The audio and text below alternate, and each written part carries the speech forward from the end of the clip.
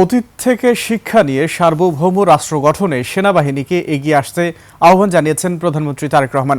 তিনি বলেছেন, আন্তর্জাতিক অঙ্গনের শান্তি, বৈশ্বিক স্থিতিশীলতা এবং মানবতার পক্ষে বাংলাদেশের অবস্থান সুদৃঢ় থাকবে। বাংলাদেশ সবসময় স্বাধীনতা, সার্বভৌমত্ব এবং পারস্পরিক রাষ্ট্রীয় মর্যাদার নীতিতে বিশ্বাস করে। 2009 সালে সশস্ত্র বাহিনীর উপর সর্বগ্রাসী আঘাত এসেছিল উল্লেখ করে তা থেকে শিক্ষা নিয়ে ফ্যাসিবাদ মুক্ত এবং সার্বভৌম বাংলাদেশ গড়ার আহ্বান জানান প্রধানমন্ত্রী। মেহেদী হাসানের রিপোর্ট।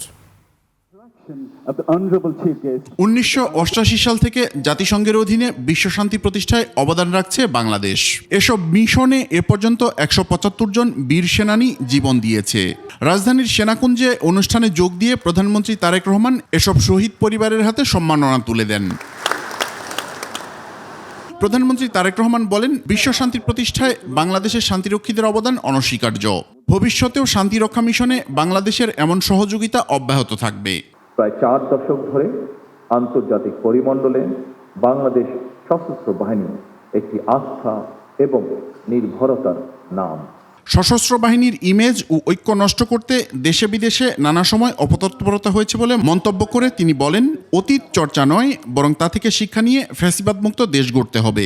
দেশে বিদেশে সশস্ত্র বাহিনীর ইমেজ বিনষ্ট করতে নানা রকম তৎপরতাও আমরা লক্ষ্য করেছি। সমস্ত ষড়যন্ত্র মোকাবেলা করে 1975-এর 7ই নভেম্বর স্বাধীনতার ঘোষকের নেতৃত্বে সেনাবাহিনী ঐক্যবদ্ধভাবে ঘুরে দাঁড়িয়েছিল। এরপরও বিভিন্ন সময় নানা রকম ঘটনায় সশস্ত্র বাহিনীর ঐক্য বিনষ্টের তৎপরতা চললেও 2009 সালের ফেব্রুয়ারি মাসে সশস্ত্র বাহিনীর উপরে সর্বগ্রাসী আঘাতটি এসেছিল।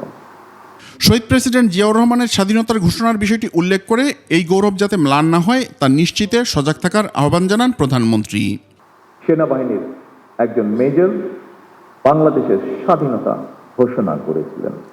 আমি বিশ্বাস করি এই গৌরব এবং অহংকার অবশ্যই আমাদের সশস্ত্র বাহিনীর জন্য অনন্ত প্রেরণার উৎস। বিভিন্ন দেশে শান্তিরক্ষায় নিয়োজিত বাংলাদেশের সেনা সদস্যদের সাথে ভিডিও কনফারেন্সে কথা বলেন প্রধানমন্ত্রী তারেক রহমান। এই কষ্ট কিছুটা হলেও আপনাদের এই কষ্টটা মেহেদী হাসান, 21 টেলিভিশন, ঢাকা।